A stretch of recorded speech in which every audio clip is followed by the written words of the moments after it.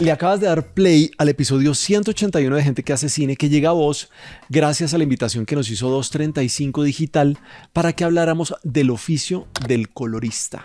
Ese último paso, que es el color, donde está el fotógrafo, del trabajo del fotógrafo, que es la corrección de color, lo que estamos haciendo es exponenciar su trabajo. Él es José Espinosa, con quien nos pegamos una charla bacanísima en la cual pudimos dar un recorrido por sus más de 15 años de experiencia en la industria cinematográfica colombiana, pero también pudimos hablar y desentrañar las claves de ese oficio del colorista, de esa persona que junto con el equipo de postproducción de toda la cadena de creación de una película o de una serie le dan el look final para que no solamente se vea bonito, se vea con un color maravilloso, eso que estás viendo en pantalla, sino que se realce el impacto que los creadores de esa historia quisieron darle a esa producción desde los inicios, desde las fases de desarrollo. Y se crea esta nueva forma de narrar con el HDR, donde tenemos más información, donde podemos ver otras cosas, entonces usamos la luz de otra manera para llegar Qué chévere al eso. resultado.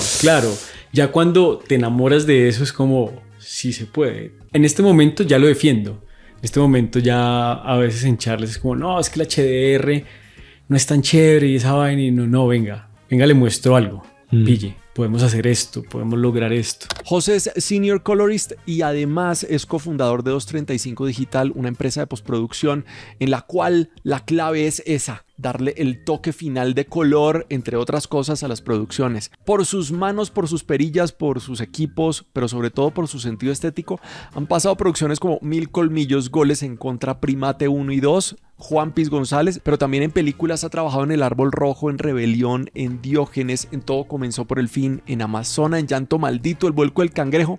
Mira, si me pongo a enumerar todo lo que ha trabajado, tendría que leer las 21 páginas que nos pasó del PDF para que preparáramos la entrevista con él. Todo un crack. Bueno, no se puede ser daltónico, me imagino.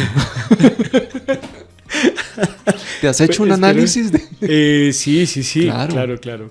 Una charla muy cercana, por momentos muy técnica, pero para los geeks como vos y yo, que nos encanta aprender de cine conversando con cracks como José, creo que la vamos a disfrutar mucho. Alista tus audífonos o tu pantalla si estás viendo esto en YouTube.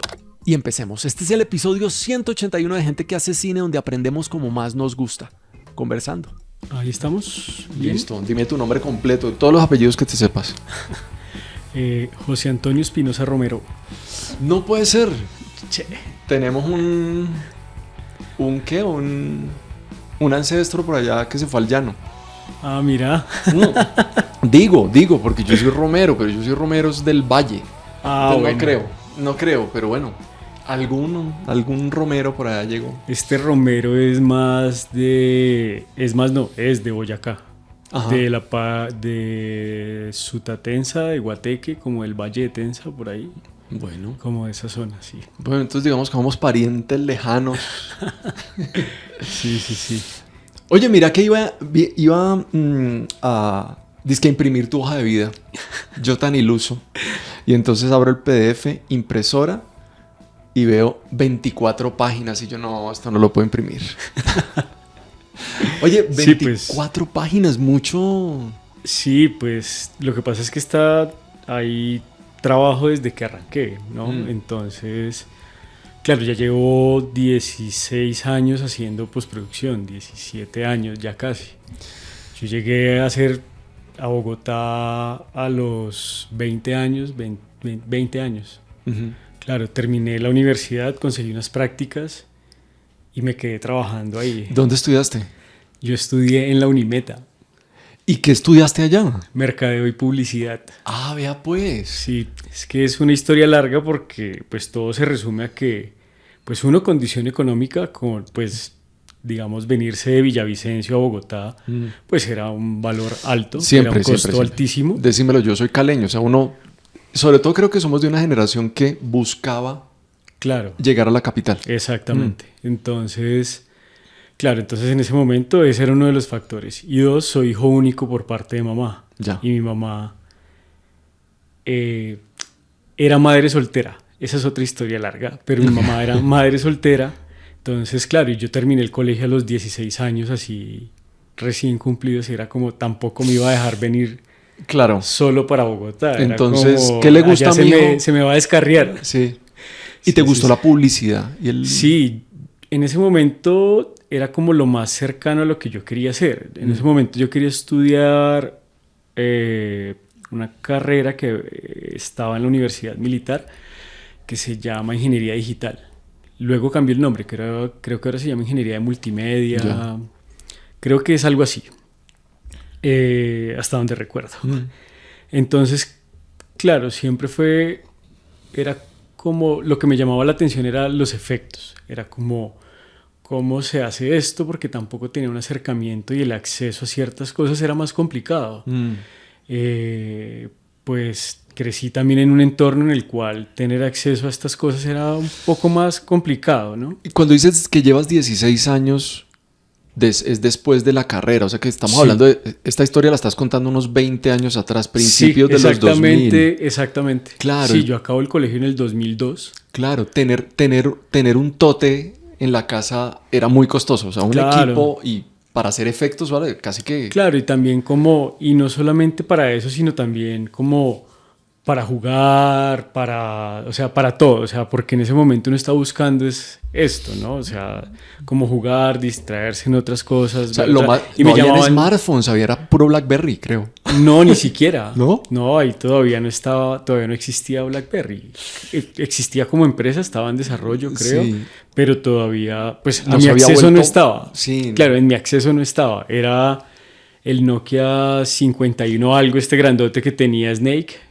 Claro. Sí, era... Y de pronto MP3 o algo así. Claro, era como... Pues sí, el acceso era complicado, era como... Tenías acceso al internet. Yo tenía acceso a internet por mis compañeros. Entonces, tenía un compañero que es mi mejor amigo y todavía pues somos compadres, todo. Y él era el que tenía internet en su casa. Su papá lo tenía muy dotado y a su papá le gustaban mucho los gadgets. Entonces, digamos, en ese momento tenía un grabador de zip, de disco zip. ¡Claro!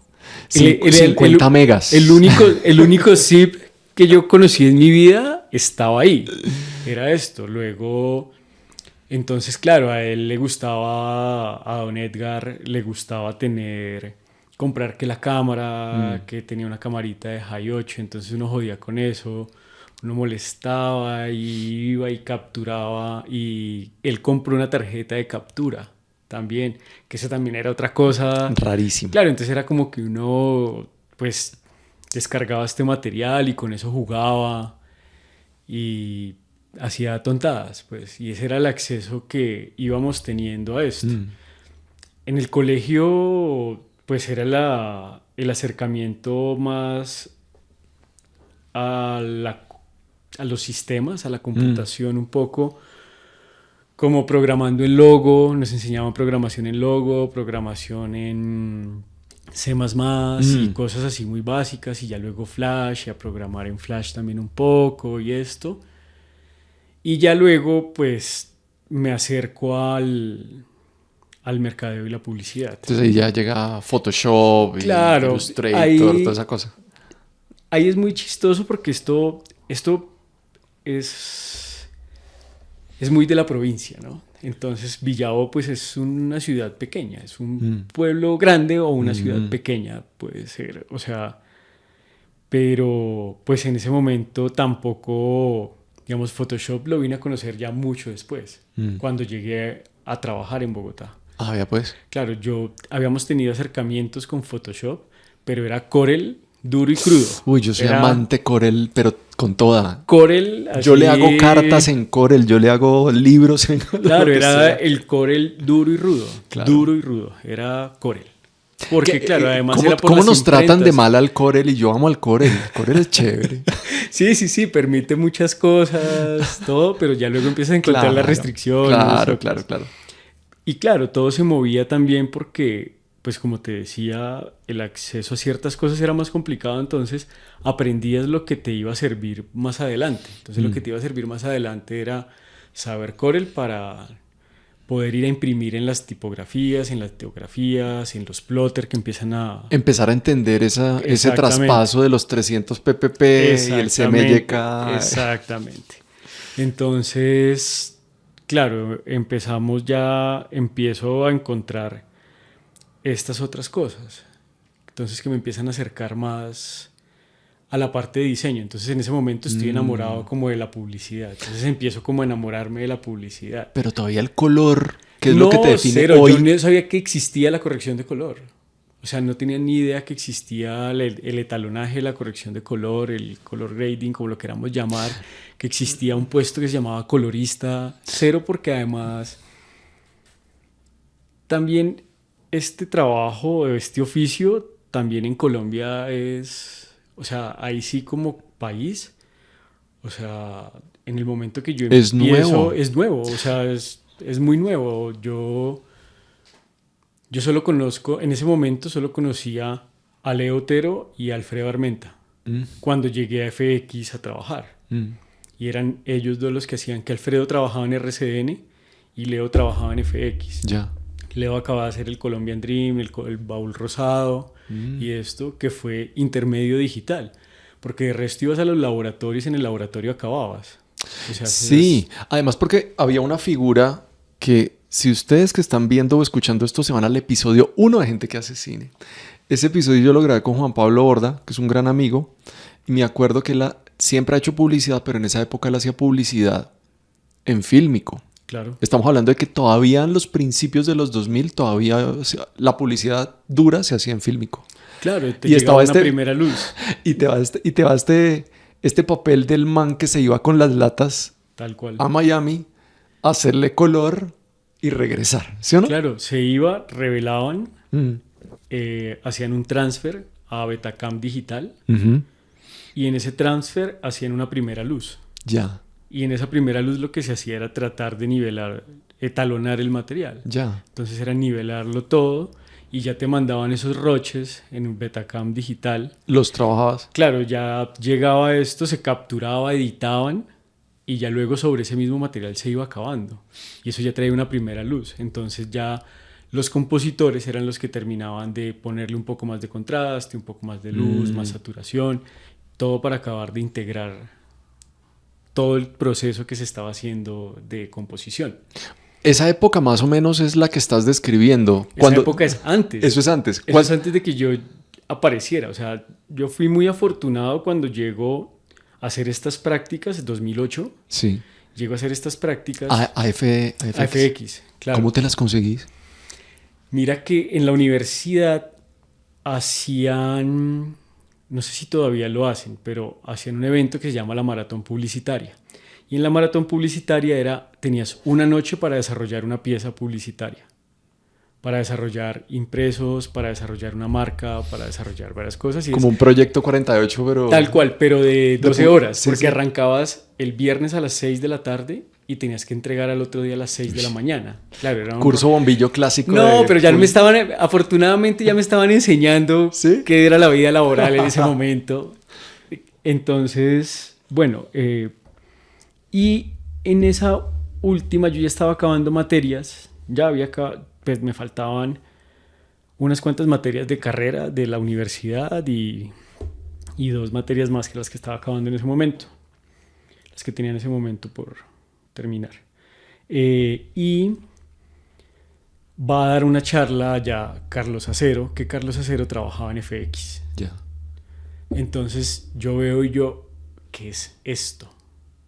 Y veo ese reel de FX que era impresionante. Claro. FX era la mejor postproductora que había acá, era como todas las postproductoras que existen en Colombia en este momento, casi todos derivadas salieron de FX, o sea, claro. y de Visión Digital, de este parche que eran ellos. Entonces yo veo ese reel y es como, ¿qué es la esta NASA. vaina? Claro, y de una vez, venga, yo quería hacer prácticas, ya estoy acabando, ya casi me toca hacer prácticas, venga. Y pues soy un poco insistente cuando quiero algo. Ya. Y empecé a dar lora, cuando ya, todo bien. Me aceptan las prácticas. Esas prácticas eran chiquitas porque la universidad solo me pedía 200 horas. Entonces se los hacía en un mes. O sea, los hacía en diciembre. Yo me vine en diciembre a hacer eso. Eran 200, 400 horas. 400 horas. Como en 2 meses por ahí. Y me vine y estuve ese tiempo, completé las prácticas y me fui, pero normalmente acá las prácticas eran de 6 meses. Era 6 meses camellando. Claro. Y yo quedo como con ese sinsabor de no puede ser. Yo quiero Claro. hacer una práctica de verdad. Y el encargado de las prácticas, de los practicantes en FX, era Juan Manuel Pardo, de Diorama. Y empecé a darle el hora a Juan Manuel, así como, venga, yo quiero volver, venga, no sé qué, cuando también, pues es lo que yo siento, ¿no? Y Sí. es como, cuando ya, ay, no joda más y venga, Está bien, sí, venga. venga, está bien, venga.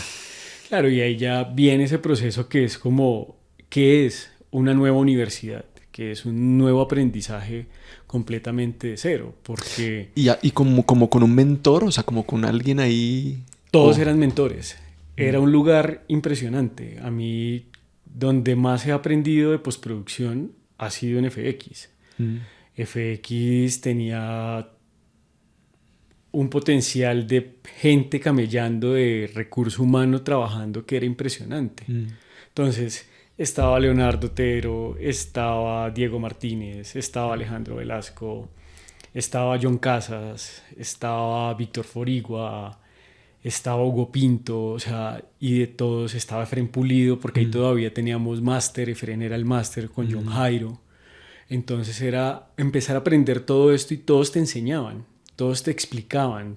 Y todos con ganas de. Y yo iba como una compartir. esponja a coger todo el conocimiento que pudiera y nadie te restringía nada. Nadie te decía, no, esto no se lo voy a explicar, o nadie. Nunca encontré a nadie que me mezquinara el conocimiento. O sea, Nicolás Coronado, Nico, uno le iba y le preguntaba cualquier cosa y te explicaba todo y uno quedaba muy perdido porque es un genio. Entonces era como, uy, espera. Y él volvía y se sentaba y te decía cosas. Asimismo, yo podía ir y preguntar cualquier cosa y nunca tuve ningún lío, no sé. Siempre iba aprendiendo y tenía, a mi favor, creo que tenía, claro, como no estaba inmerso de otras cosas porque estaba blanco, o sea, iba a llenar el disco duro hasta ahora, Total, lo acababa de sí. formatear, era como todo lo agarraba y lo aprendía muy rápido. Entonces me decían, esto tiene que serlo así.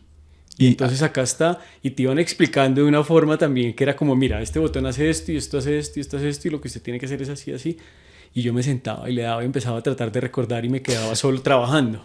Entonces porque ellos se iban y yo me quedaba haciéndole. Entonces, solo tienes la oportunidad de practicar ahí. Exactamente, o sea, un smoke, ¿de dónde me iba a sacar un smoke en ese momento? En ese momento un smoke eran $500,000, era más o menos algo así. ¿Eso fue lo que trajo Ático en algún momento? Claro, cuando Ático tenía también esos equipos cuando quedaba en el sótano. Sí. Eso. Ellos tenían eso también, pero era unas máquinas a las cuales, con un software al cual no teníamos, o sea, no era como en este momento que, no sé, voy y compro un iMac y instalo un DaVinci y puedo empezar a estudiar y todo. No, era como no tenías acceso. Entonces, claro, era como toca quedarse haciendo tal cosa, yo le hago. Toca, yo le hago y nunca me he echado para atrás con eso. Es como, toca hacer esto, no sé, pero si me explica, le hago. Usted me enseña y me explica la lógica y yo lo hago. Entonces yo me quedaba en eso. Y era estudie y hágale.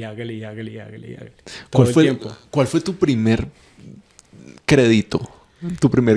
Mi primer crédito dentro del mundo del color. En el mundo del color fue como asistente de color de Leo en Nochebuena. Ya. Sí, porque antes de eso pues hacía comerciales, rotoscopia, o sea, como los practicantes de pos así haciendo rotoscopia y ayudando a hacer todo lo que saliera y lo que te dijeran. Hace archivos, haga tal cosa. Claro, además porque ahí vas haciendo oficio, vas conociendo la estructura, vas conociendo flujos. Exactamente. ¿Sí o claro, no? Entonces yo estaba ávido de conocimiento y era como todo lo que me tocara. Entonces, claro, el primer crédito es en Nochebuena como un largometraje. Antes de esto, no me acuerdo el nombre del corto en este momento, pero había ayudado a limpiar material fílmico. Entonces, claro, yo tuve esa gran ventaja en FX y era que pasé del digital del fílmico al digital, entonces yo alcancé a ir al laboratorio, a revisar las películas, mandar por rollos. O sea, estuve en esa transición de la proyección de 35 a la proyección digital. Claro. Estuve en esa transición y lo mismo en la transición del SD al Full HD y del Full HD Al al 4K. 4K, porque todavía se hacían comerciales en SD. Todavía habían cosas que se hacían en SD. Por el sistema de televisión. Cine, claro, y por el cine también. Y ya entran las cámaras de captura Full HD y la cine alta, la Sony, la F23, ¿cómo se llama esta otra? Que no me acuerdo. Que eran las cámaras HD Cam, que era video. O sea, eran las cámaras Sony F23, que era la HD Cam SR, y había otra que fue la que más se usó también haciendo cine, que era de la línea cine alta de Sony, que era HD Cam. Entonces una era 422 y la otra 444, y todo era Full HD, y empieza esta mezcla de formatos y también de captura, de formas de captura. Y a vos cuando te empieza a gustar, o sea, vos terminaste metido en este tema del color por esa conferencia, por ese mentor claro, inicial. Llegó a la postproducción full, sí, por esto, claro, como buscando hacer efectos. Pero te sentaste fue en el mundo del color. Claro, porque yo llego a asistir, entonces en ese momento en FX existía el comerciales y el departamento de cine, que era un departamento más pequeño. Y en ese momento, entonces, se estaba terminando La Milagrosa. Cuando yo llego a FX y se estaba haciendo un videoclip de Aterciopelados. Y Víctor estaba en esta composición porque habían habido unos temas y tocaba retocar pieles un montón y todo. Y tocaba muchas máscaras. Tocaba casi que rotoscopiar en el video. En el videoclip. Ya. Entonces necesitaba un asistente. Y fue asistente... Claro, ¿quién hace el laburo? Yo vengo... ¿Cuál es el video? Hijo de Tigre. Ya.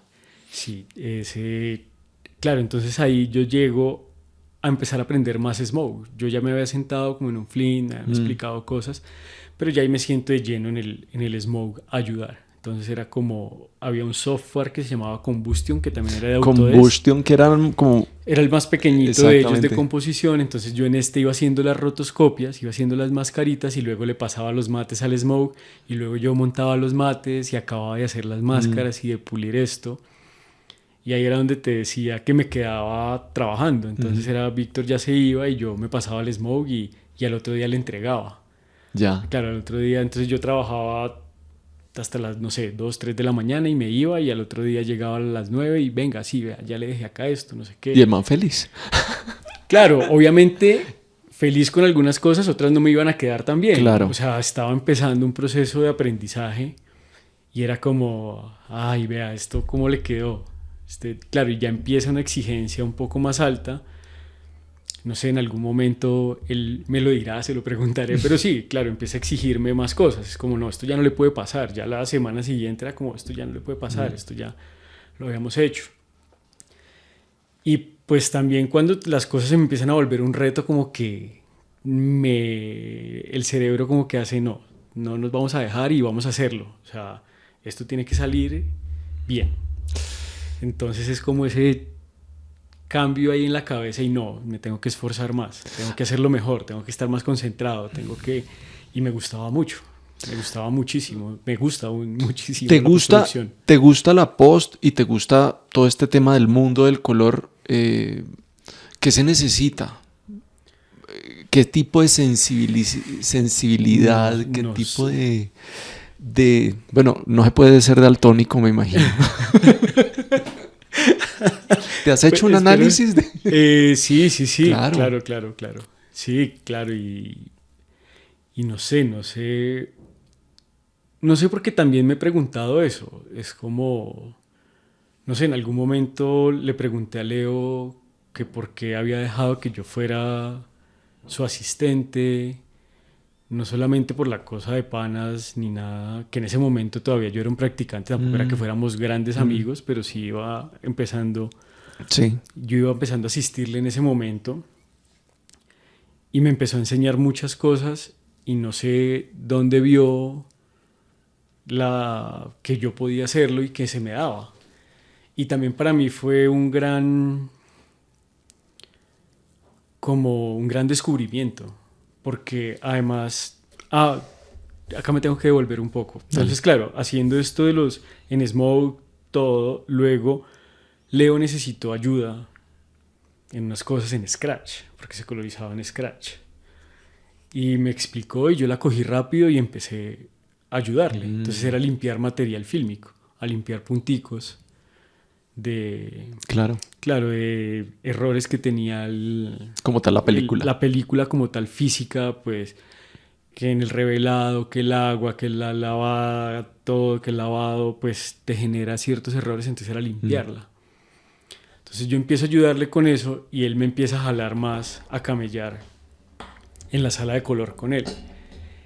Ya no tanto yo ya había descubierto el color. Y es como que es esta vaina tan impresionante porque además, claro, yo me impresionaba con nada. Entonces era también, pues no con nada, pero sí me impresionaban estas cosas. Entonces era un cuarto oscuro en el cual tenías un proyector, tenías la consola de color, una JL Cooper que era buenísima. Y tú solo... Y yo viendo esto y era como, uy, yo quiero trabajar en esta sala. Era Sí. como eso y quiero hacer esto. ¿Cómo funciona? ¿Qué es?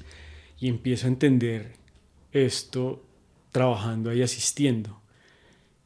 Y ahí ya, no sé, me empiezan a soltar cosas, cortos, primero me empiezan a soltar la asistencia de color. En ese momento ya como que asista color porque hay mucho trabajo.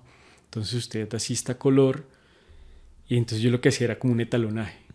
Entonces yo iba limpiando, iba ajustando el material, como dejándolo todo parejito en la escena. Para después ya entrar. Para ya luego que Leo entrara a hacer color.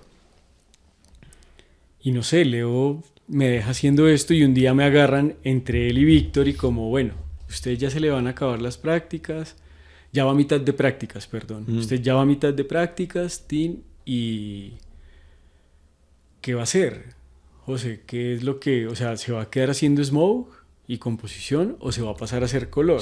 Te pusieron así las dos pastillas. Claro, porque además ya me tocaba decidir porque era como, bueno, se va a meter de lleno acá porque cada quien tiene que contar con su equipo. Entonces, Víctor tenía que contar con alguien que le ayudara, que estuviera con él haciéndole la segunda, Leo necesitaba a alguien también que venían buscando. Leo es nuestro Leo 235. Sí, Leo 235. Ya nos vamos a ir al presente para saber. Sí. Entonces me ponen a decidir y yo quedo ahí como, pues tenía 21 años. Era como, ¿qué hago de mi vida? Esta decisión puede llevarme la vida para qué lado. O sea, no sé, es como... Pero igual fue como, no, yo quiero hacer color. Yo quiero estar trabajando en esa sala allá arriba solo y, no sé, haciendo otras cosas. Haciendo cine, sobre todo. Era como, quiero hacer cine. Ok.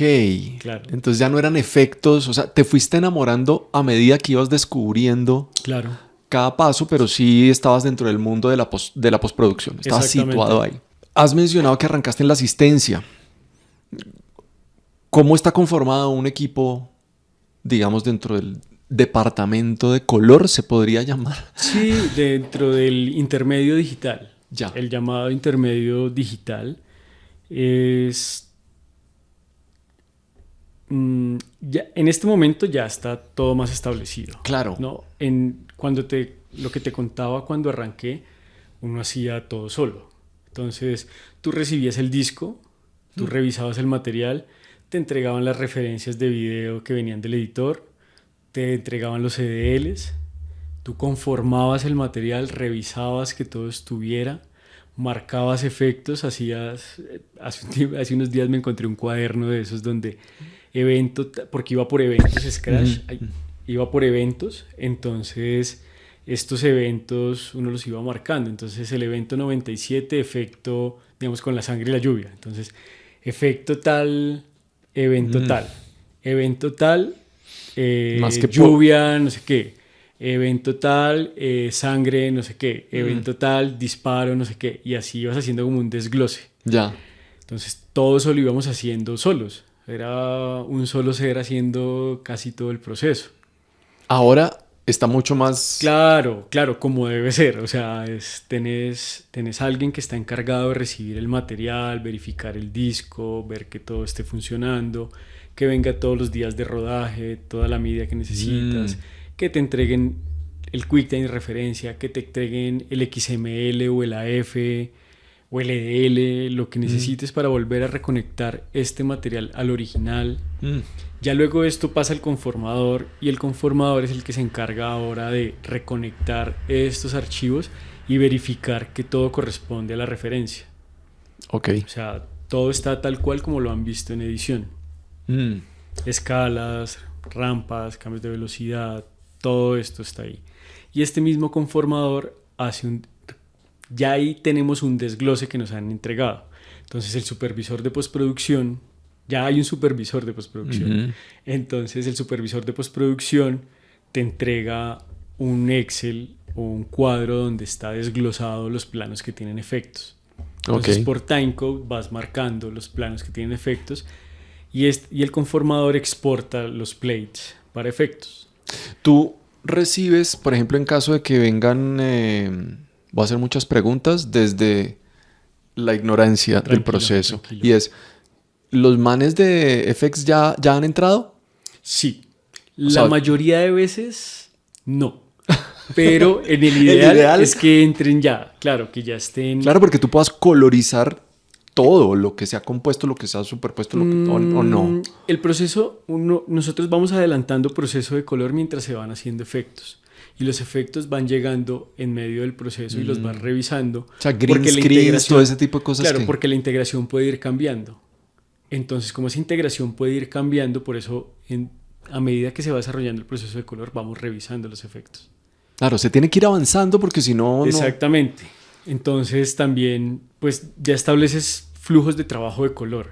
Ya es que todo eso va cambiando, ha cambiado un montón. A medida que la tecnología va avanzando. Exactamente. Y a medida que el sector va creciendo también. Sí. A medida que además las producciones ya necesitan mucha más rigurosidad y se tiene que cumplir muchos más estándares. Entonces, a medida que el estándar es más alto, pues somos más rigurosos y tenemos que cumplir mucho más a cómo está, tenemos que cumplir todo como está la industria. Claro. Como es la industria mexicana del cine, como es la industria estadounidense, Hollywood. Las plataformas que llegan. Las plataformas te piden tener una rigurosidad, te dan unos parámetros técnicos, todo esto toca tenerlo en cuenta. Entonces, sí cambia un poco. Antes lo que hacíamos era, el material llegaba en RAW de red, entonces mandábamos un archivo en RAW para que lo compusieran y lo tenían que devolver y le teníamos que montar el color, revisarlo, ver si estaba funcionando la integración porque ellos no podían ver bien ese RAW.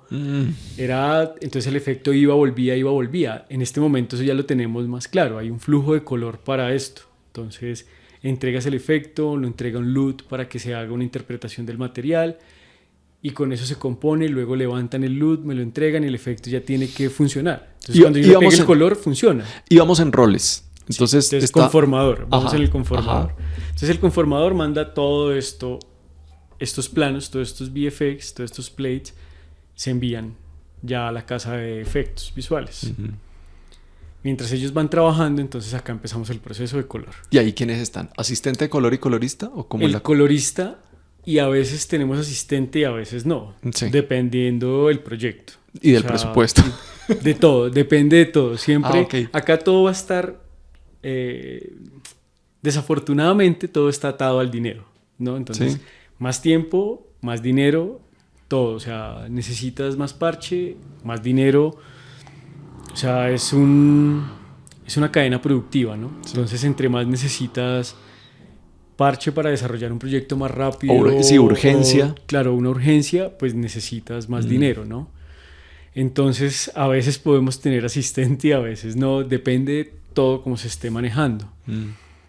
Y en ese momento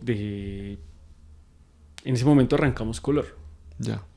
Y te voy a acabar de hablar del rol y nos devolvemos. Buenísimo. De los roles.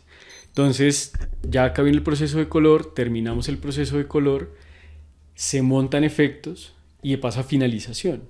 Y en finalización montamos efectos, el colorista vuelve a revisar estos efectos con el color que se había planteado, si toca ajustar algo, se vuelve a ajustar y en este proceso entonces se acaba de estabilizar, de montar gráficas, Claro.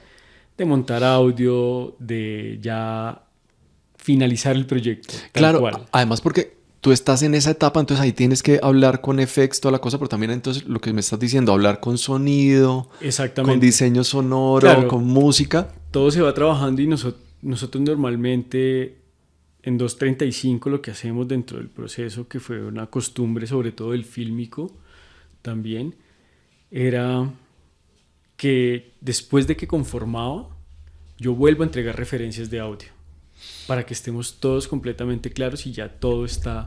Y desde ahí en adelante agarramos el proceso de estar verificando todo. Y cuando me llegan los efectos y los monto, vuelvo a mandar una referencia de audio. Porque tienen que pues acabar de, no sé si hay disparos, acabarlos de sincronizar, si les quieren meter más cosas, si hay música, cómo la van a poner, también dependiendo del efecto, los ambientes, todo esto volvemos a entregar una referencia en ese momento.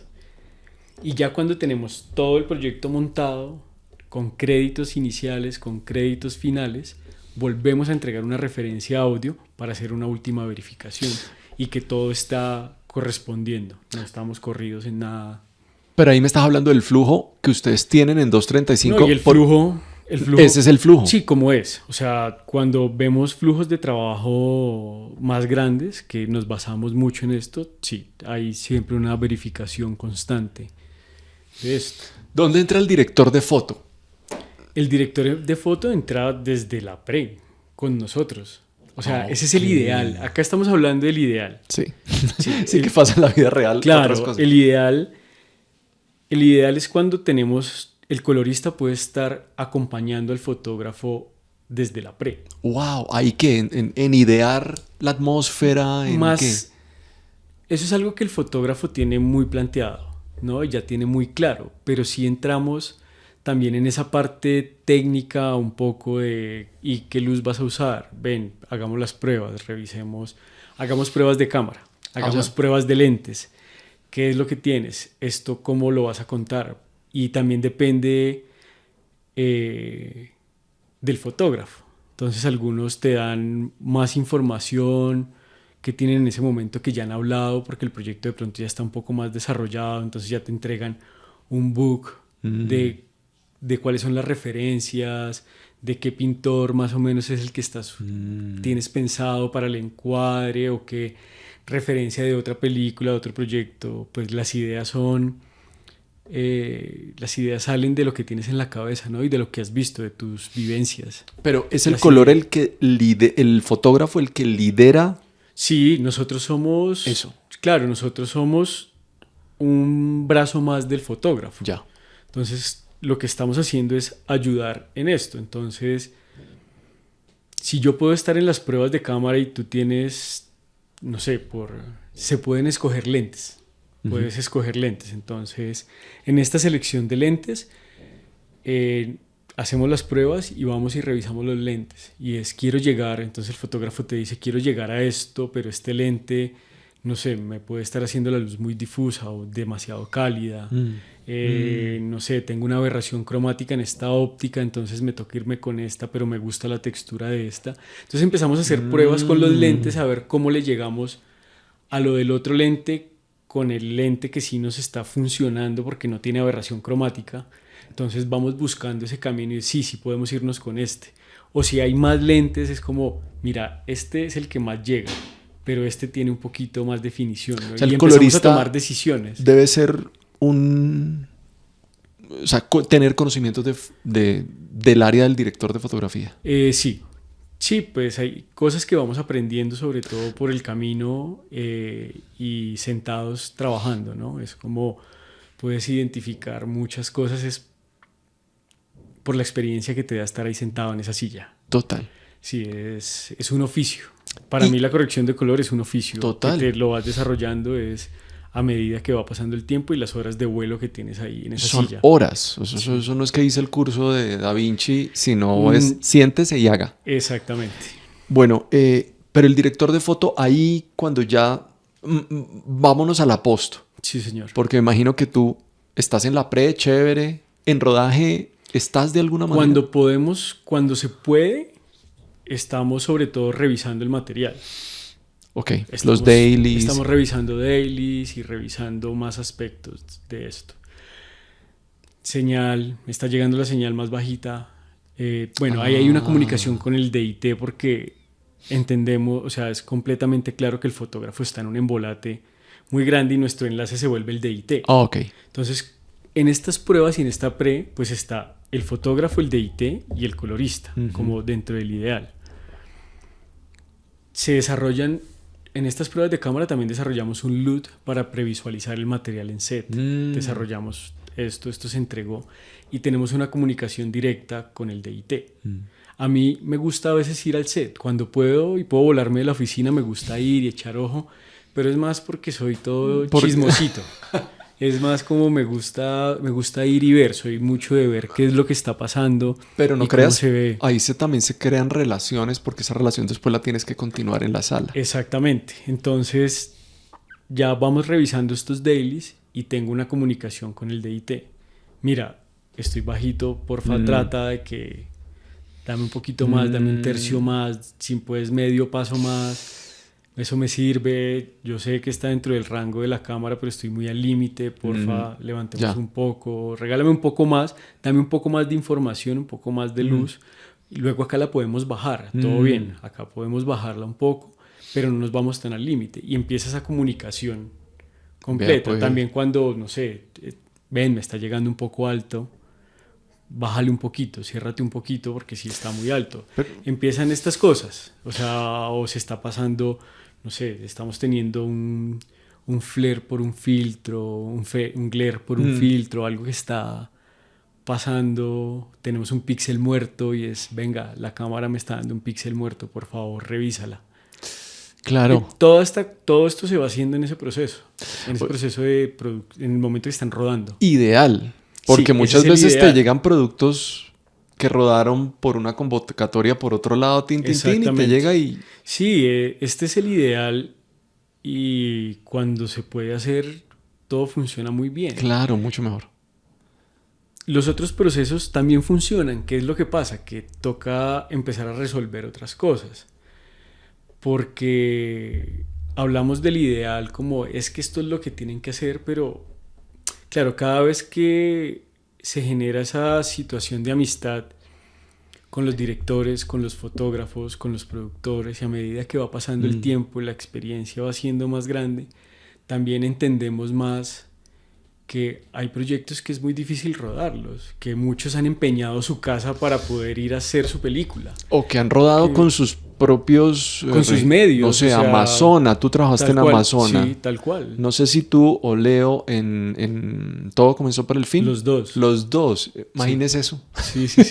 Ahí sí claro. no había posibilidad. Y era lo que hay. Entonces te vas acomodando y vas tratando de hacer que las cosas funcionen. Y también conocer las limitantes del material. Entonces, vamos entendiendo esto. Entonces era, digamos, el ejemplo que das en Amazona. Entonces, teníamos una mezcla de frame rates. Teníamos ciertas cosas que vienen desde la forma en la cual se realizó el proyecto. Y es, listo, desde acá vamos a trabajar y vamos a buscar lo mejor para el material. Es un material pequeño, no le puedo dar tan duro al material y tratar de exigir lo que no... me va a dar, o sea, no existe, esa información no existe y no puedo pretender hacer esto. Busquemos con lo que tengo llegar a algo que se vea muy bien sin dañar el material. Y respetando la textura y la originalidad del material. Exactamente, también. Y respetando también la esencia del material, que es muy importante.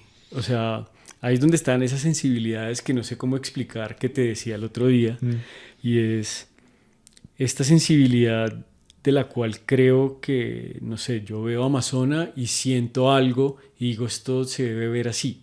Para mí esto me gustaría que se vea de esta forma, me gustaría que sea una historia más suave, que la naturaleza se vea, no quiero contraste, no quiero nada, quiero que todo se sienta lo más natural posible, que cuando tú lo veas, te transportes a la maloca donde ella vive, a su casa, a su cabaña. Que cuando ella va por el río sientas que vas en ese río también con ella ahí. ¿Qué sensación quiero dar en eso? Era como y con Amazona era quiero mostrar pues esta mujer, es hablar de ella y mostrarla. Entonces era como, quiero que esto se vea así, siento que esto es lo que le funciona al proyecto para lograr eso. Ahí estás hablando de la función narrativa del oficio del colorista. Sí, claro que sí. Sí, porque pues además esto lo vamos buscando del tiempo, o sea, es como te decía, es como te entregan un book como con referencias, siempre te pueden decir esto va por acá, pillé, mira, este fotógrafo de foto fija, indio lo que hace, y empezamos a buscar más cosas y más información. Este pintor, mira que encontré este grafitero y mira lo que hace un poco, y vamos entendiendo eso. Se va creando como una historia en la cabeza también de cómo se debe ver. También vas pensando en eso. Es como, no sé, nos ha pasado que en momentos yo quiero que esta escena desde la fotografía se planteó más fría, pero el momento que empezamos a narrar es como, ¿y si de pronto la hacemos un poquito más cálida y nos bajamos acá y hacemos esto y de pronto nos aporta más? Empezamos a tener ese diálogo también de qué nos puede aportar más narrativamente en ese momento y de qué cambiar. Y de qué te está contando la película en el momento en que la estás volviendo a trabajar. Exactamente. Claro, porque además una cosa es lo que tienes dentro del guión y ya luego lo que sale editado también, muchas cosas cambian. Entonces cuando ves, he tenido proyectos en los cuales he visto el primer corte y luego veo un cuarto corte y ha cambiado un montón. Y es como, bueno, ya esto... Pero ya tengo una idea en la cabeza y la voy desarrollando ahí de cómo quiero que se vea. Ya tengo como un ideal de, no sé, cómo quiero que te veas acá en este plano. Y todo el tiempo voy a tratar de mantenerte con esta luz. Y voy a tratar de mantenerte con este tono de piel. Obviamente las circunstancias va a hacer que cambie, pero quiero que todo el tiempo tengas una luz un poquito más bajita. Entonces llegas a este diálogo dependiendo lo que sientes también con la historia. ¿Ese diálogo es con el director de foto o también está el director metido ahí? Primero es ese diálogo conmigo mismo. Claro, o sea, es como yo cómo quiero que se vea esto. Ok. Ya previo a eso he tenido el diálogo con el fotógrafo y con el director. Ya. Claro, es un diálogo conjunto porque junto con el director ya el fotógrafo ha establecido qué es lo que quiere y ya han recorrido un camino que cuando llegamos a hablar los tres, pues ya tengo la información clara y ya puedo empezar a botar ideas y a decir otras cosas. Y como yo creo que se debe ver así, o mira, esto me funciona, pero ¿qué tal si probamos esto? Probemos, esto es una prueba y error y acá tenemos... undo, o sea, no... Sí. No es como que ya tiré esto y se acabó. Y no hay fórmulas. No, Hay fórmulas para el flujo, pero no para la expresividad ni para la narrativa. No todos los materiales funcionan igual, no todas las cámaras te responden igual, no siempre el planteamiento de luz te va a responder igual. Creo que todos los coloristas tenemos métodos para llegar a trabajar, ¿no? Como arrancamos. Pero mi método no es el que funciona. Mi método me funciona a mí. Es algo que yo he desarrollado y por lo menos yo lo primero que hago es ajustar luz. ¿Cuál es qué es la luz que quiero? ¿Cómo quiero que se sienta la luz? Y la textura. Ya. ¿Qué tan denso? ¿Qué tan lavadito? Cómo quiero que se sientan las pieles, que las pieles se sientan suaves o que las pieles se sientan más duras. Eso es lo primero que busco. Ya. Luego busco la temperatura. Luego busco los colores. Y ya luego empiezo a hacer máscaras y a bajar y a buscar profundidad de otras formas. Pero no sé, yo trabajo mucho con las curvas para ajustar luz y para hacer esto. Y no sé, hay materiales donde las curvas no me sirven porque son muy dañinas. Entonces, con una cámara pequeña, si yo tiro una curva muy duro o un contraste muy fuerte con la curva, voy a dañar el material y voy a empezar a tener restricciones en el material. Entonces no lo hago de esa forma. Busco otro camino para llegar a lo que estoy pensando y voy buscando ese camino. Hablaste ahorita de cortes. ¿Siempre trabajas con último corte? Sí. Ya. Han pasado cosas. ¿Sí? Sí. Sí, pues dependemos también mucho de quién te la va a distribuir, de quién va a recibir tu peli y también te dan un feedback, ¿no? Entonces, tú me traes la peli, la hicimos, terminaste y estamos terminando ya finalización y me pides un render porque vas a tener un agente de ventas que le va a meter a la peli. Ya. Le llevas el corte y te dice, mira, esto no me convence o esto no sé qué. No. Y cambian cosas. Sí, ha pasado y empiezan a cambiar cosas. Y es como, listo, yo voy a entrar en tu peli, pero esto de Para acá, este territorio, muévelo. Exactamente. para este territorio me funciona más esto.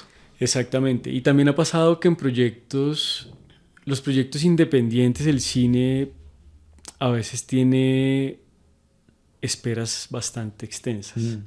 Entonces, como puedes tener ya el festival encima y nos toca acabar y correr, no sé, se pasó el tiempo, no alcanzaste a presentarte y dejas la peli quieta 6 meses y nosotros la tenemos ahí guardada. Y luego la ves y cambian cosas. Ya, claro. Cambian cosas que han cambiado Contigo. a veces no en el color, sino en el corte, sino en color. Y es como, venga, no, es que esto ya no está funcionando porque esto es muy subjetivo, es de tu mirada y también depende de cómo estás en ese momento. O sea, si estás triste camellando, no sé, no te va a rendir y todo lo vas a llevar hacia un lado que no te funciona. Es muy sensorial. Para mí, esto es completamente José Espinosa. No, pero no, total. No, y me parece maravilloso. Maravilloso porque es un oficio que aparente puede ser... o sea, requiere de mucha técnica y de mucha destreza con las máquinas, con los botones, con lo que sea, pero al mismo tiempo y mucho más probablemente es un oficio absolutamente sensible, artístico. Estás pintando. Solamente que con otros... Sí, estamos acabando de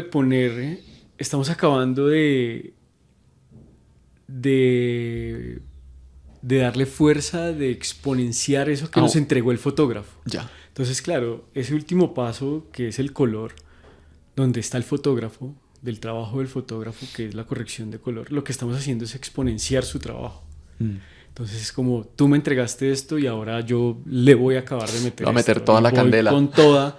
Claro, y ahí es donde nos sentamos a trabajar y hagamos una mascarita acá, hagamos esto otro, saquemos esto un poco, empecemos a buscar otras cosas.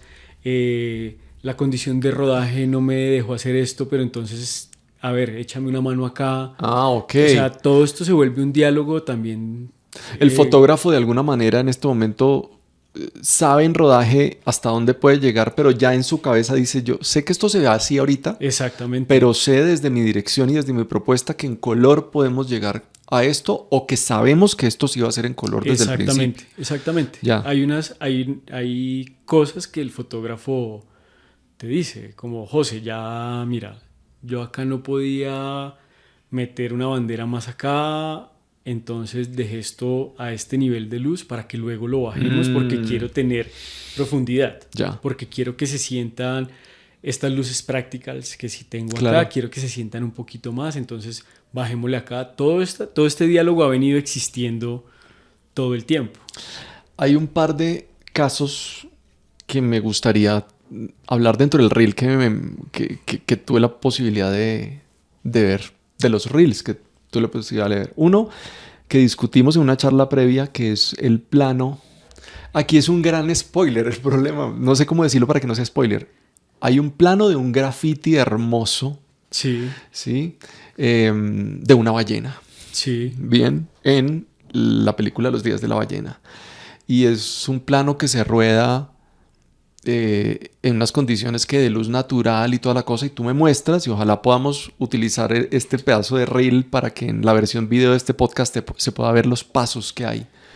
¿Por qué no nos cuentas un poquito de eso? Porque ahí el fotógrafo que podía, digamos, como pensar, o sea, hay un grafiti que está pintado en la realidad, o sea, ahí no se mete ningún efecto, sí. Está pintado en la realidad con unos colores, esos colores existen, pero finalmente es una cámara de mano, no sé si hay luces adicionales, y tú le das una vuelta donde narrativamente ahora entiendo cómo ese plano necesitaba todo lo que tú le pusiste, pues.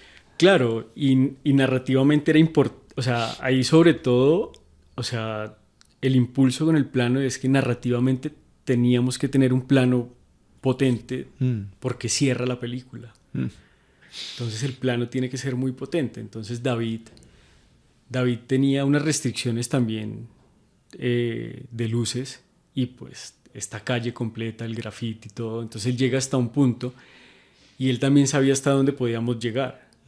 Y fue como, bueno, José, vamos a camellar este plano, yo me lo imagino así, pero era como, no, tenemos que hacer que esto se vea más potente. Busquemos la forma de llegar a esto. Entonces fue, listo, que tengo, dentro de estas están como los pasos. Entonces buscamos como por el lado más frío, luego nos fuimos un poquito más cálidos, nos devolvimos, buscando cómo sacábamos más estos colores, cómo hacer que se sintiera la tridimensionalidad del graffiti.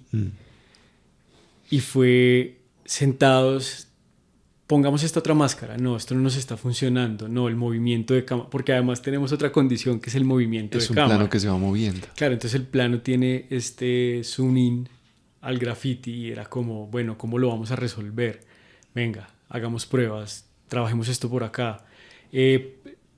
Primero busquemos la luz de la línea del graffiti. La luz de la línea del graffiti. Luego vamos a buscar los blancos que salgan un poco más y eso nos va a ayudar a que el graffiti tenga más profundidad.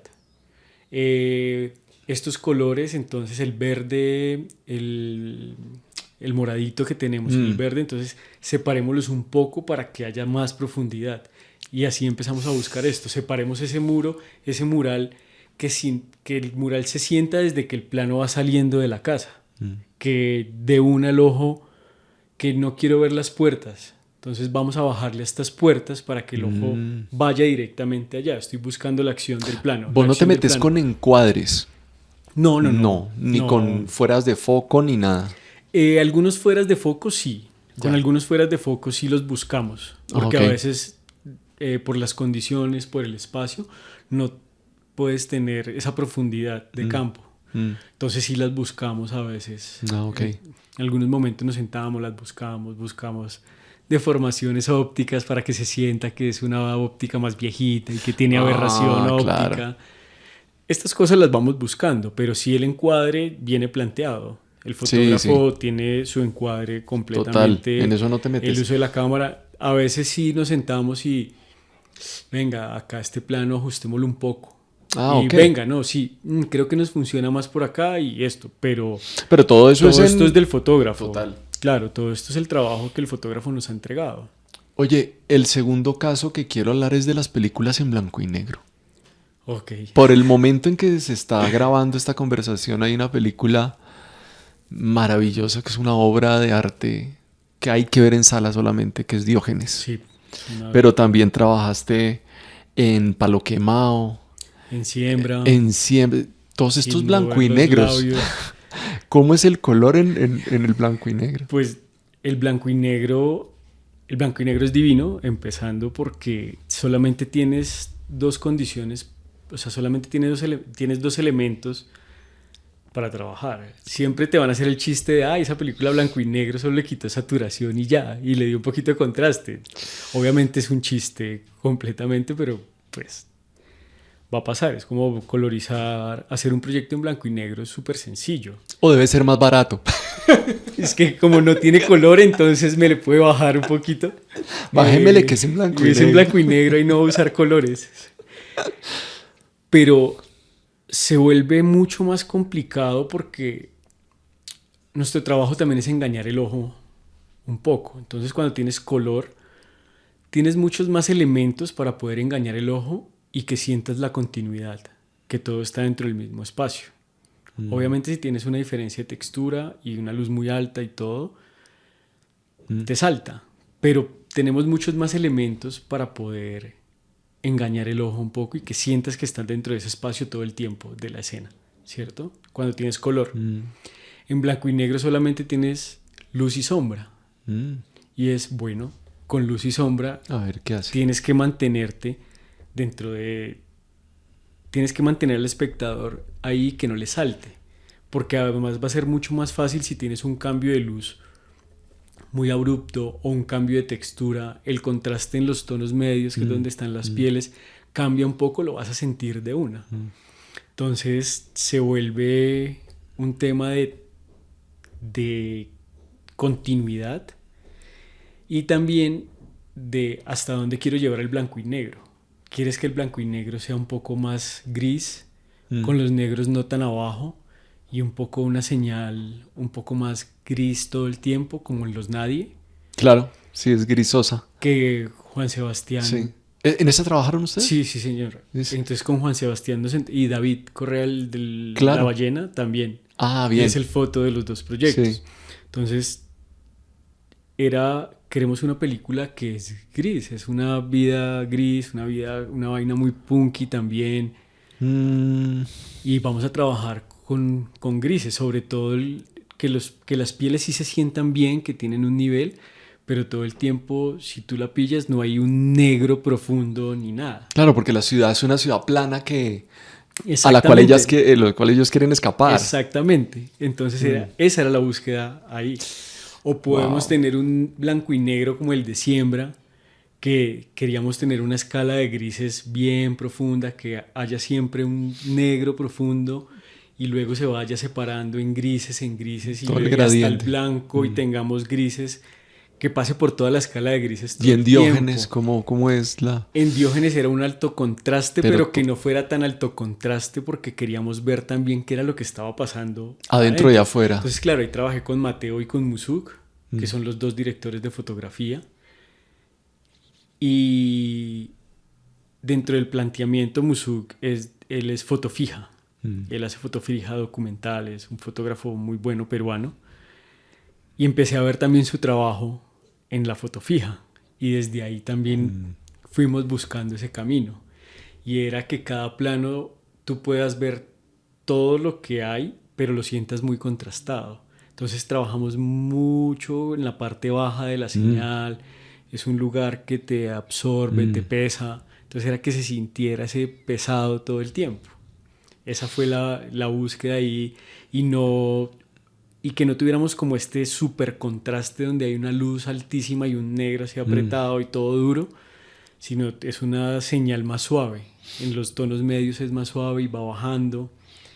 Y tenemos todo el tiempo te pesa un poco la película. Pero total, todo el tiempo te va pesando. Y cuando estás dentro de la casa es más pesado. Sí. Es como que sientes te cuesta caminar, sientes que se está cayendo todo, que todo es un momento complicado.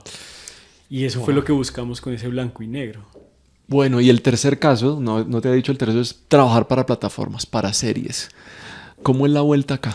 Pues trabajar para plataformas, ya lo que ha pasado es también el cambio tecnológico. Acá también hay un cambio técnico y es un cambio tecnológico que las plataformas ya tenemos que trabajar en HDR, que es el High Dynamic Range, que tenemos el doble información, es un cambio de display, es un cambio de forma de ver, porque estábamos acostumbrados a tener todo lo que tenemos, nuestros televisores y todo son 100 nits, o 100 candelas por metro cuadrado. 100 nits, estos 100 nits no nos permitían ver la profundidad completa del espectro porque eran 10 bits. O sea, un monitor broadcast era 10 bits. Ya. Los consumers eran de 8. O sea, no podías tener tanta información. O sea, habían unas restricciones técnicas. En este momento, pues pasamos a monitores de 12 bits, que las cámaras ya hacían esto hace mucho rato, pero no podíamos verlo. Claro, el consumo ya es más... Y el consumo se volvió HDR. Claro. Entonces, tienes... Ahora de 100 pasas a 1000, a 600, que es lo que te puede dar un 400, 600, que te puede dar un televisor consumer, a un monitor broadcast que te da también 1000, hasta 4000, o sea, y puedes ver mucha más información. Entonces, en el color, a mí personalmente lo que me pasó apenas me empecé a enfrentar, el momento de enfrentamiento al HDR full fue cuando empezaron a llegar los monitores y pues llegan los vendedores. Sony llega a decirte, tengo este monitor HDR y te muestran estas imágenes HDR y también las encuentras en los lugares donde venden los televisores y esto es HDR y una vaina con luz hasta donde más no se puede y la saturación además que ya casi que chorreaba color y era como, ¿qué es esto? Esto no me gusta tanto. Y empieza esta investigación, ¿no? De qué es lo que está pasando. Y yo me rehusaba un poco al HDR, me costaba un poco porque fuera de eso tienes más definición porque es UHD. Claro. Entonces era como que esta imagen super sharp y todo, y era como un poco lo que el vendedor, era un poco lo que el vendedor te quería mostrar, como tengo más definición y tengo más colores. Sí. Punto. Pero a mí no me gustaba personalmente, era como esta vaina super sharp, super saturada, con un nivel de luz que como me quema los ojos. ¿Hiperrealista? Sí, como ya algo que a mí no me gustaba tanto. Y empiezan a aparecer contenidos en Netflix HDR. Y empezamos a encontrar unos donde sí el HDR lo usaron en su máxima expresión y otros donde... Y empiezas a encontrar también podcasts y charlas donde algunos coloristas que ya se han tenido que enfrentar a esto de Company Tree, que ya pues son los amos del color, te dicen no hay que llegar tan alto, no tengo que llegar a 1000, no tengo que llegar por allá arriba, yo puedo controlar esto. Como el uso sostenible de la herramienta. Exacto, entonces se vuelve un uso de voy a usar toda esta información que tengo para hacer un cuadro mucho más chévere. Mucho más chévere. Como yo lo siento y como yo lo quiero ver. Ok. Y hasta dónde puedo llegar, qué puedo hacer, qué me permite esta luz alta que ahora puedo ver más en estas luces altas. Ya empiezo a encontrar esta forma de trabajo con el tiempo. Entonces, en ese momento nos enfrentamos en ese salto del HDR de plataformas a 1000 colmillos. Claro. Jaime, que duramos en ese proceso 2 años. Fue la primera serie colombiana en HBO. Claro, la primera serie colombiana en HBO y en ese momento era el primer HDR. ¿Qué fue lo que pasó? Que tomó mucho tiempo. Se tomó mucho tiempo y pues ya aparecieron otros contenidos colombianos en HDR, pero en ese momento, eso fue 2018, y era lo primero para HBO y HDR. Era como, vamos acá. Y para ustedes también fue todo un reto. No, y empieza el reto porque teníamos en ese momento Manuel Parilli de HBO, tenía un asesor de Sony, se llama Ricardo Matamoros, muy pilos y muy técnicos, y eran esto así, esto tiene que ser así, todo, y ese enfrentamiento a esto y al proceso, a entender el flujo de trabajo, porque también las plataformas nos cambiaron los flujos de trabajo un montón. Tenemos que trabajar con archivos mucho más grandes. No puedes tener una cámara que no sea 4K. No puedes usar material que no sea RAW. No puedes usar... Porque al ampliar el espacio, la cantidad de bits que vas a usar y esa cantidad de luz, ese rango dinámico de la cámara, si es una cámara muy pequeña y la metes dentro de este espacio de color más grande de HDR, se rompe la señal.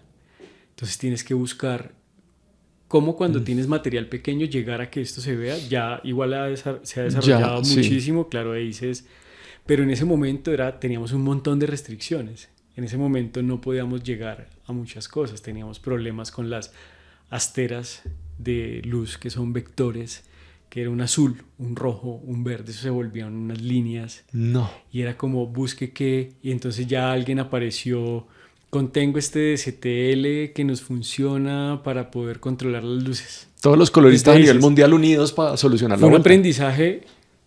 En este momento, pues ya pues la democratización de la información, pues todos nos damos cuenta en ese momento en el proceso con Carlos Gómez y con Leo, que pues todos teníamos los mismos problemas. No éramos nosotros acá en Colombia que nos estaba pasando esto porque no teníamos un acceso. No, era todo el mundo en esta búsqueda de cómo resolver todos estos problemas a los que nos estábamos enfrentando. Pero finalmente... Y que nos traían las plataformas. Exacto. Porque tocaba hacerlo Pero lo que hizo fue nivelar a todo el mundo. Exactamente. A tal punto de que en este momento en Colombia se está trabajando mucho material que a veces ni siquiera vemos acá. Sí. O que se hace en Colombia y no tenemos ni idea que se hizo en Colombia.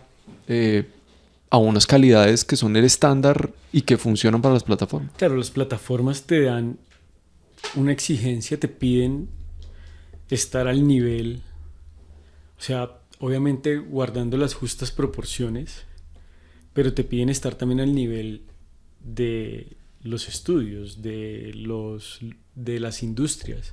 Te exigen estar al nivel de la industria mexicana, que hay una industria. Te piden estar al nivel, por eso hablo de guardando las justas proporciones, pero al nivel de Hollywood, al nivel de Bollywood, ¿no? O sea, a estos niveles que son mucho más altos. Y se crea esta nueva forma de narrar con el HDR, donde tenemos más información, donde podemos ver otras cosas, entonces usamos la luz de otra manera para llegar Qué chévere al resultado. Claro, ya cuando te enamoras de eso es como, sí se puede. A mí, en este momento ya lo defiendo. En este momento ya a veces en charlas es como, no, es que el HDR no es tan chévere y esa vaina y no, venga, le muestro algo. Pille, podemos hacer esto, podemos lograr esto, podemos tener más información en este cielo, ya vamos a ver estas nubes y podemos buscar esta profundidad, podemos desenfocar acá y entonces sacar este elemento, este árbol de atrás, saquémoslo un poco más. ¿Qué tanto podemos empezar a jugar con eso también un montón porque lo podemos ver. ¿Qué tanto los directores y las directoras deben saber de todas estas vainas? Yo creo que deben tener, yo creo que sí es necesario que entiendan un poco de cómo se ve, porque también les sirve a ellos para contar su historia, de qué tanto ven y también hasta dónde pueden llegar. No tienen que saber técnicamente que un nit es una candela y que entonces tengo luces especulares y que cuál es mi luz. No, eso ya si lo quieren aprender, o sea, chévere y todo bien, pero sí es como entender qué pasa, entender qué es lo que estoy viendo ahora. Saber con qué herramientas puedes... Exactamente, para la narrativa, porque es muy importante narrativamente. Sí, que no es solamente las palabras que están escritas en el guión, no es solo la historia, sino todas estas otras herramientas, el color como posibilidad, no solo expresiva, sino narrativa. ¿Qué tanto te puedes ver las películas que haces, las series que haces? ¿O ya estás mamado, ya te las has visto tantas veces? Le doy un tiempo. Le doy un tiempo y me la vuelvo a ver. O no sé, cuando voy a los estrenos. Claro, con las pelis sobre todo lo que pasa es que acabas la peli y viene la ronda de festivales. Ya. ¿Cierto? Entonces, no sé, ya acabé la peli hace un año y estuvo esta ronda y hasta ahora la vuelvo a ver. Y ahí voy y la veo. Ah, te das ese tiempo, que es como un año o 6 meses, no sé. Con las series sí pasa, con las plataformas o con los contenidos para televisión sí pasa que es casi inmediato. Y sí entra la curiosidad, porque hay otros elementos que no controlamos. Entonces yo te entrego un render en alta, un IMF o un ProRes 444. Yo te entrego estos archivos. Pero vos luego para poder subir a la plataforma haces una compresión a otro tipo de archivo. Entonces sí quiero ver qué está pasando con ese tipo de archivo. O sea, es como, quiero ver qué está pasando en esta compresión que estás haciendo. Pero la ves con una mirada técnica. Completamente. Ya. O sea, estoy destruyendo mi trabajo de una. Es como, ¿qué pasó acá? ¿Esto por qué? La mirada, digamos, como espectadores, cuando le das ese tiempo y vas al estreno. Mi mirada como espectador es cuando la veo por primera vez. Cuando veo el primer corte. Sin que entres vos. Y ahí es donde Claro, ahí es donde porque es lo que me sirve también para trabajar la película. Oye, qué interesante. Entonces, esa vuelta. Claro, todo esto que te estoy hablando son de mis formas. De mis métodos completamente. Y yo veo la película y ahí es donde puedo ver la película. Es tu oportunidad de darle palo como ese espectador y decir, ¿sabe qué? Ya que me la dieron, venga para acá. Exactamente, ¿Sí, no? exactamente. Claro, entonces lo que hago en ese momento es donde la veo de verdad. Entonces, no sé, si faltan algunos efectos me los imagino, o sea, me imagino cómo pueden quedar y esto, que también luego a veces se vuelven frustraciones porque tú quieres que quede de una forma y realmente se está buscando otra.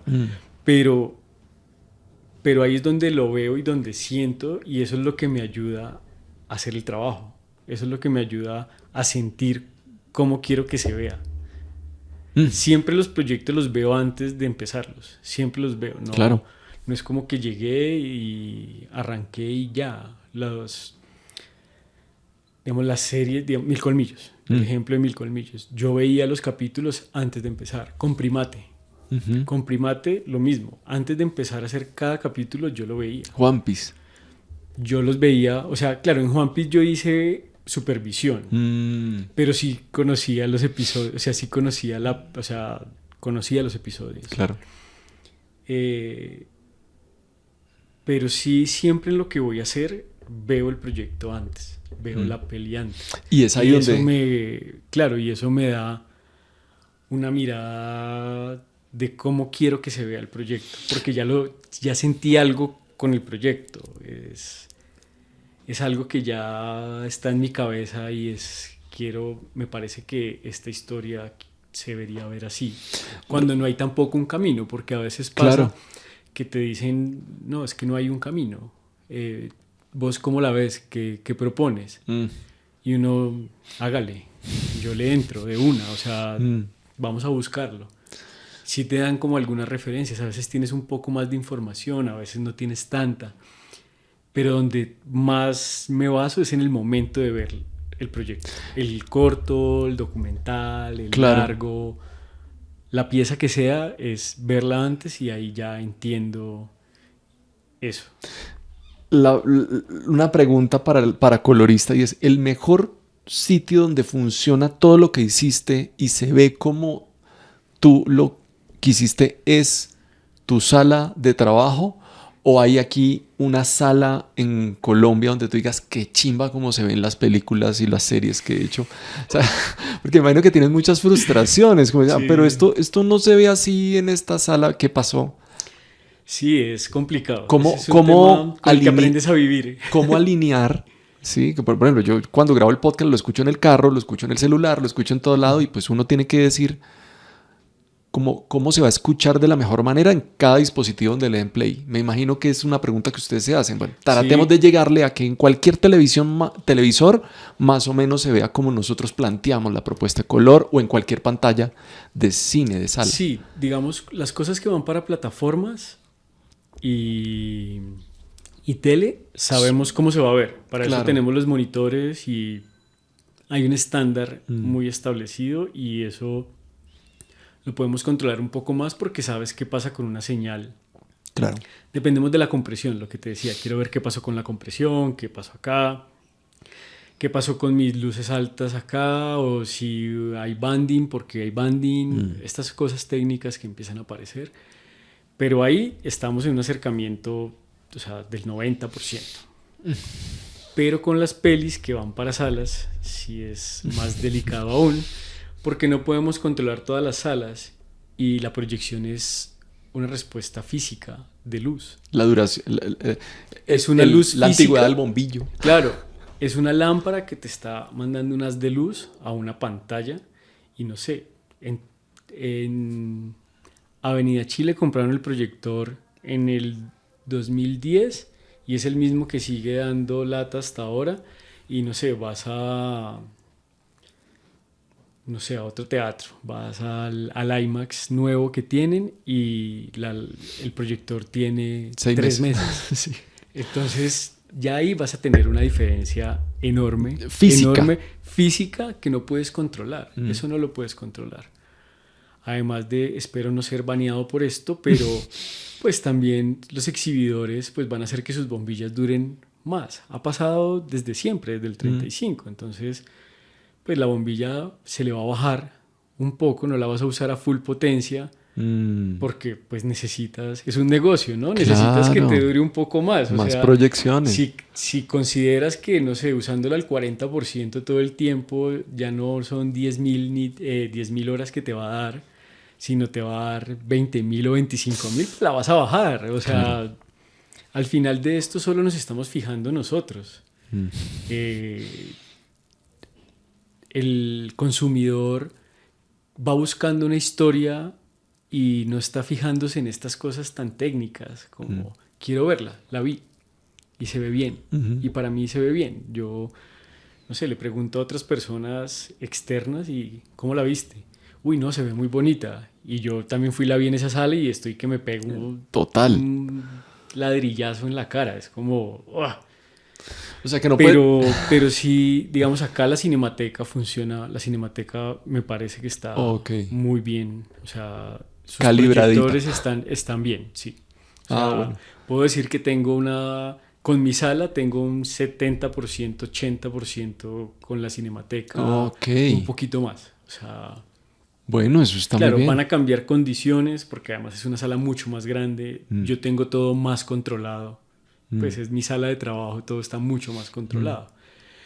Pero sí, con los exhibidores es complicado, con las salas de cine es complicado, porque no podemos controlarlas todas. Total. No puedes tú puedes hacer un ejercicio, el que quiera, y es ir a buscar cualquier película, la que sea, ir a verla en varios teatros, ojalá diferentes, que sepas que son diferentes. Ve al Embajador, luego ve a un Cinemark, luego a un Cinépolis, y en las tres lo vas a ver diferentes. Claro. Estoy casi seguro que las vas a ver diferente en los tres lugares. Bueno, recomendaciones aquí para ir cerrando.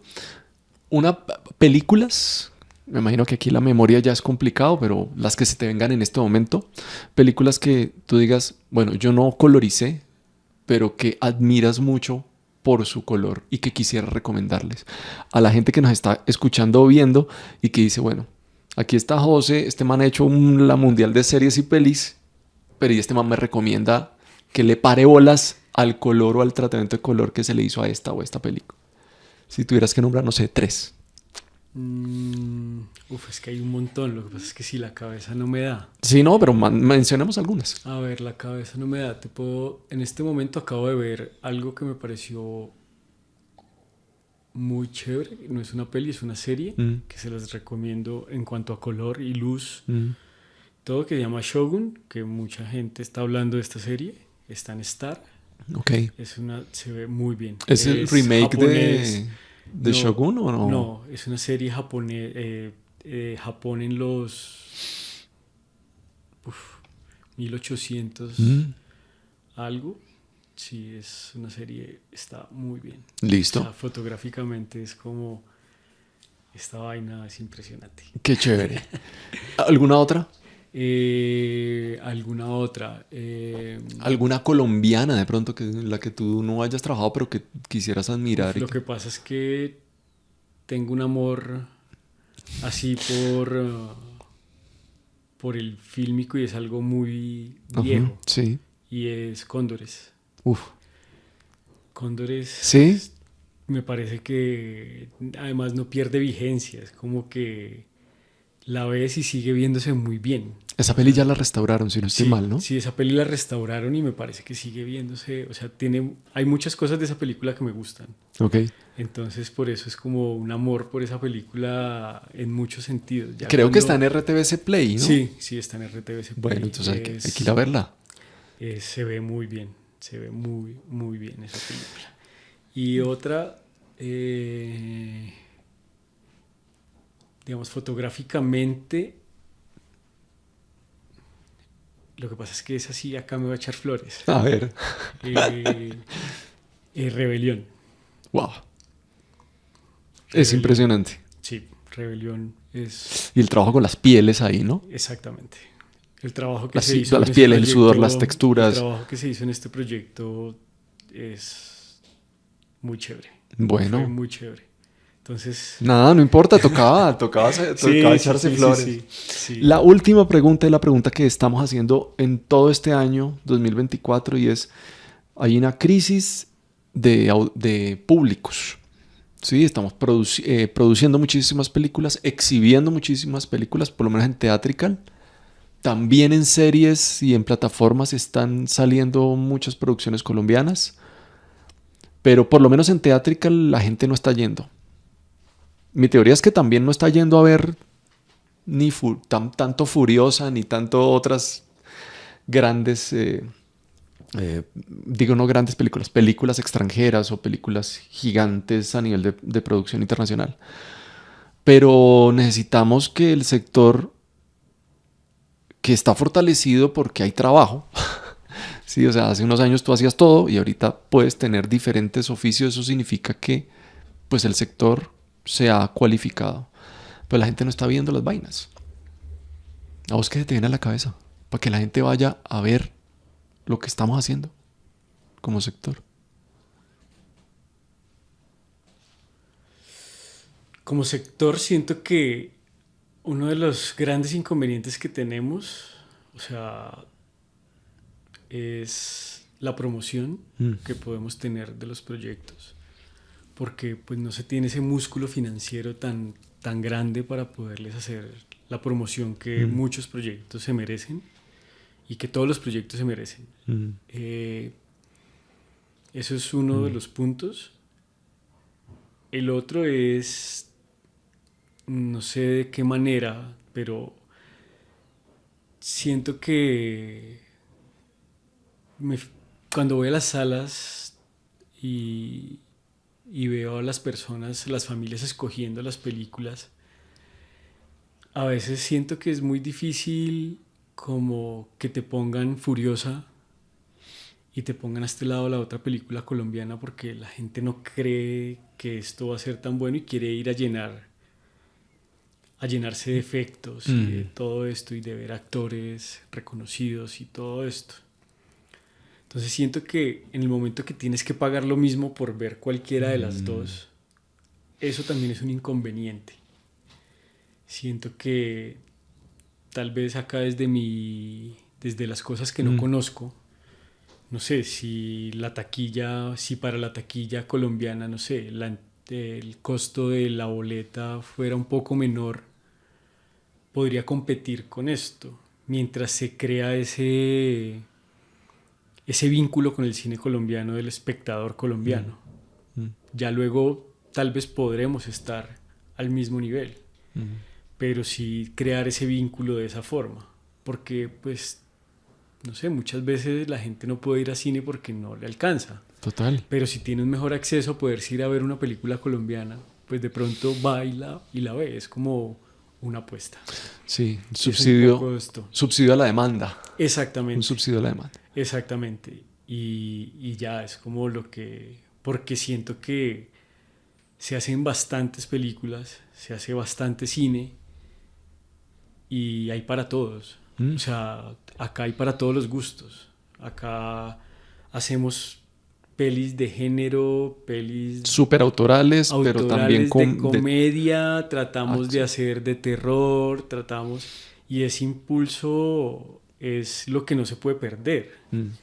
Porque va a pasar, o sea, es como ya no quiero hacerlo, ya no voy a buscar más esto. Entonces siento que eso es lo que hace falta, como ese otro empujoncito. Sé que hay ley de cine, sé que hay otro montón de cosas que ayudan a que se produzca más, pero ahora falta que lo vean. Y siento que es eso, buscar ese vínculo del colombiano con el cine colombiano. Total. De que exista ese apoyo, de que se entienda que se puede ir a ver cine colombiano y vas a ver un proyecto, una película que te va a entretener, que te va a sacar, que te va a hacer pensar en otra cosa. Eso. Salgo con unas ganas profundas de salir a descargar DaVinci. Salgo con muchas ganas profundas de disfrutar más las películas en sala y valorar el trabajo que hacen las personas desde el oficio del colorista. Y con muchas ganas de seguir aprendiendo. José, muchas gracias. No, mucho gusto y muchas gracias a ti por haberme invitado. No, pero cómo no. ¿Se fueron los nervios? No, todavía. No. Con un partido. Ya vamos mejorando. Con un fútbol 5 los jueves. Eso, ese nos ayuda. Sí, bueno, sí. Algún día por allá. Listo. Claro que sí. Gracias a José por esa charla, por el espacio, a 235 Digital por invitarnos a hablar del oficio del color y sobre todo a vos por haberle dado play, por haberte escuchado esta más de hora y 20 conversando sobre el oficio del colorista. Y si te gusta lo que hacemos, recuerda que nos puedes apoyar en Patreon. Te dejo los links en la descripción del episodio, o puedes llamarnos para que podamos hacer cosas juntos, o simplemente puedes ir al catálogo. Tenemos más de 200 horas de contenido, más de 180 episodios en los cuales puedes aprender como más nos gusta, conversando. Yo soy Mauro y esto es Gente que hace cine. Chao, chao.